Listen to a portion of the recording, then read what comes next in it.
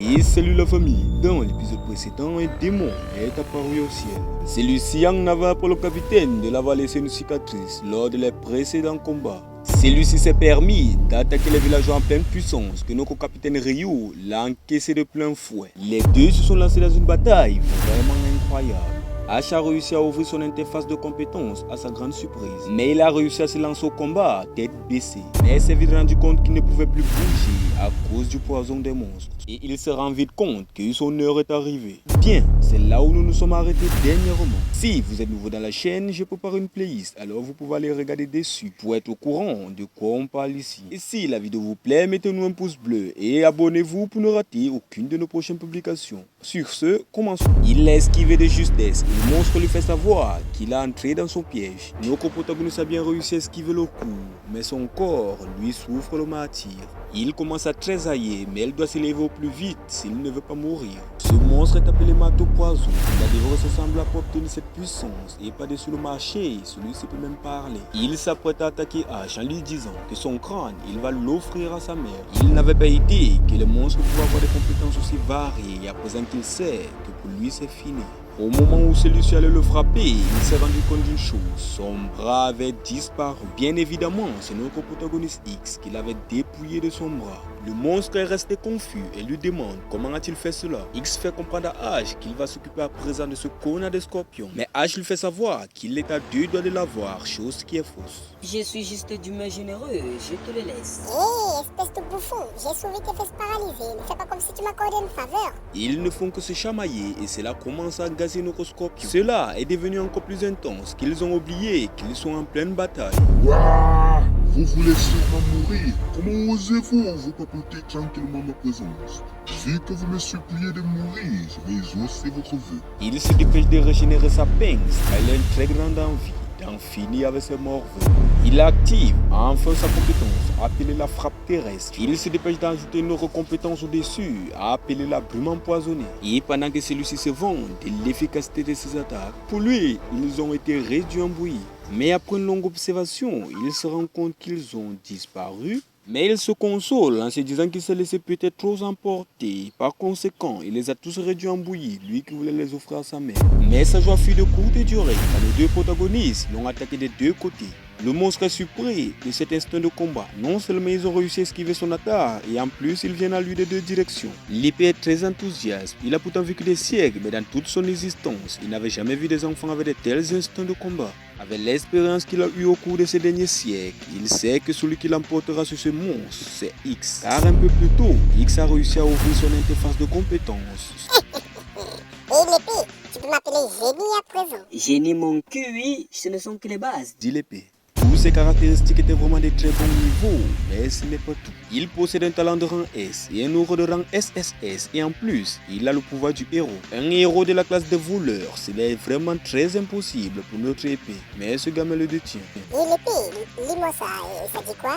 Ah, vous savez ce qu'on dit, gros muscles mais petit cerveau. L'épée croyait que Ash était le seul à être exceptionnel, mais X n'a vraiment rien à lui envier. Le scorpion a reçu les deux attaques de nos deux protagonistes de plein fouet. Mais sa carapace assez solide, ce ne sont pas les attaques pathétiques des gamins qui vont le mettre au tapis. À titre de rappel, le scorpion est du niveau 41, tandis que nos deux protagonistes sont du niveau 15. Ash s'est vu rendu à l'évidence et croit qu'ils ont eu les yeux plus gros que le ventre. Mais X lui fait comprendre que son attaque n'est pas encore terminée. Il se déplace rapidement vers le haut, à la surprise du scorpion. Il est tellement rapide que c'est difficile pour le monstre de le voir arriver. Mais le monstre est très confiant car sa carapace est indestructible. Il peut toujours essayer d'être aussi rapide que l'éclair, mais ses attaques ne le feront rien. X active sa compétence double attaque qu'il avait dérobée au boss des loups dans la forêt venimeuse. Ça en était terminé pour lui, car le monstre n'a pas supporté le X-Lash de notre protagoniste. À présent, il reste que les débris de monstre, éparpillés au sol et dépourvus de toute vie. Il cherche encore à se vanter de ses compétences chez Ash, mais celui-ci lui fait comprendre que c'est lui qui a épuisé le monstre pour que lui, il le donne le coup de grâce. Il s'est reparti pour un tour de chamaillerie.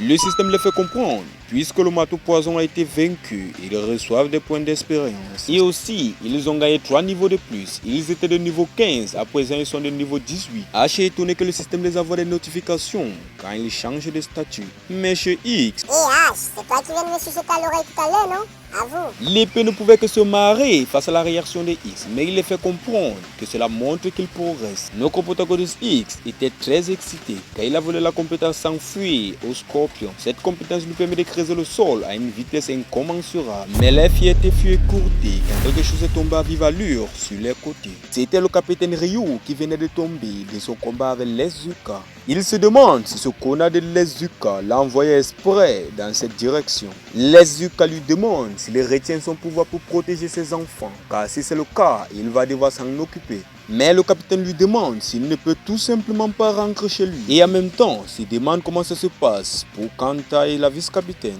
On peut dire qu'elle réussit quand même à dîner tête un démon de haut rang. Mais elle est très en difficulté et ne peut même pas découvrir l'étendue de leur puissance. Ce dernier lui demande si elle est vraiment la vice-capitaine, parce que si c'est le cas, il ne peut vraiment pas la laisser partir, car cela est une demande de les Zuka. Du côté du capitaine, c'est un vrai casse-tête. Il est obligé de se battre en protégeant les villageois. Kanta lui parle par télépathie en lui disant que c'est à cause de ce genre de situation qu'il voulait que le capitaine apprenne de la magie de défense. La situation s'empire encore quand les Zuka déploient une nouvelle attaque. Il envoie une attaque en disant à Ryu de s'exprimer avec son épée et non avec sa bouche. Mais comme vous le savez, le capitaine ne peut laisser ça se faire. Alors il se précipite d'arrêter l'attaque de les Zuka dans l'objectif de réduire les dégâts. Mais il parvient à réduire seulement une infirme partie. Même jusqu'à là, l'attaque avait frôlé de près les villageois.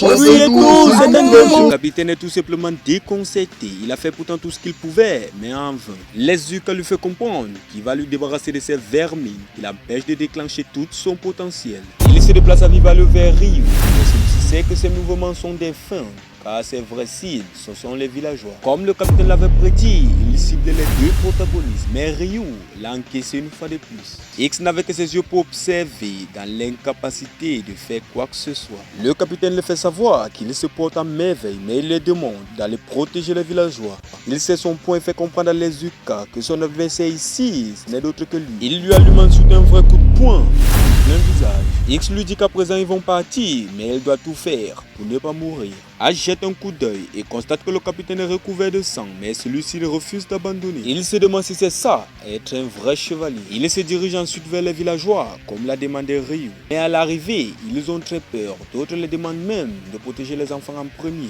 L'épée les demande de se calmer et qu'ils sont en sécurité dans la forêt. Et ensuite, il lance une barrière d'illusion extrêmement puissante pour les protéger. H pose la question à l'épée si les villageois sont en sécurité maintenant. Et l'épée lui rétorque que les villageois ne craignaient plus rien. X, tu penses à ce que je pense? Évidemment qu'il pense à la même chose, mais l'épée est très confus. Mais de quoi peuvent-ils bien parler? Il plante l'épée au sol en lui disant qu'ils vont devoir partir apporter leur air au capitaine. Mais l'épée les hurle de revenir, car c'est l'air beaucoup trop dangereux pour les haches. Mais nos deux protagonistes sont déjà partis, ignorant les conseils de l'épée. Mais l'épée s'est vite rendue à l'évidence. Peut-être que c'est l'entêtement, la clé pour sauver ce monde. Dans les courses pour rejoindre le capitaine, X demande à H s'il a un plan. H lui fait comprendre que oui, mais tout ce que lui a à faire, c'est de voler quelque chose à ce démon. Ils arrivent enfin sur les lieux, mais à vrai dire, le combat était vraiment de notre niveau. Les lui fait comprendre que son épée est en train de s'affaiblir, mais Ryu lui fait comprendre qu'il est juste détendu et s'amuse à papoter avec lui. Il ne pensait pas que ses blessures étaient aussi profondes, donc il n'a plus le temps à perdre. Il doit vite en finir, mais avant que l'attaque parvienne à l'atteindre, les Zuka s'étaient déplacés derrière lui, l'infligeant ainsi des blessures conséquentes. Il lui demande ensuite de révéler toute l'étendue de sa puissance, sinon il va tout détruire. Le capitaine s'est écrasé au sol et laisse préparer une nouvelle attaque. Et celle-ci semble être encore plus puissante, mais notre protagoniste X se déplace à la vitesse de la lumière.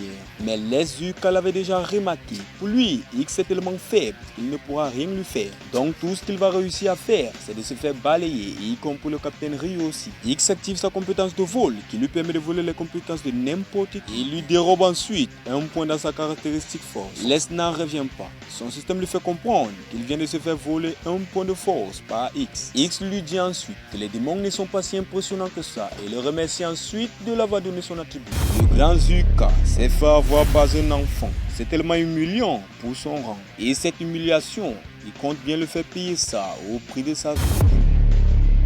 Tout venait de partir en vrille. Même jusque-là, il se plaint comme un vulgaire insecte a pu oser lui voler sa caractéristique. Mais une voix lui dit au plus loin qu'il n'est pas vulgaire et non plus un insecte. Étonné, il se demande où ça peut bien venir. L'énergie qui se laissait entendre n'était d'autre que celui du capitaine Ryu. On dirait bien que H a fait du bon travail. Le capitaine Ryu fait savoir les Zuka que ses enfants sont des chevaliers d'exception et qu'ils ne sont pas vulgaires. On dirait bien que cette fois-ci, le capitaine va vraiment se donner à fond. Le démon est très heureux en voilà enfin l'adrénaline qui l'attendait. Le capitaine dit aux enfants qu'à présent, il va leur montrer ce que c'est qu'un vrai combat d'un chevalier. L'énergie qu'il dégage est vraiment très dangereux et les Yuka le savent. Cela s'est fait aussi ressentir chez les autres. La vice-capitaine comprend que le capitaine a libéré la pierre de chevalier. C'est très dangereux. Les Yuka étaient vraiment aux anges, lui qui n'est qu'un démon, et lui demande de combattre avec aucun regret. Oh, alors dans ce cas, il va lui montrer ce qu'il venait à présent d'évoquer était vraiment quelque chose. À présent, le combat semble très équitable.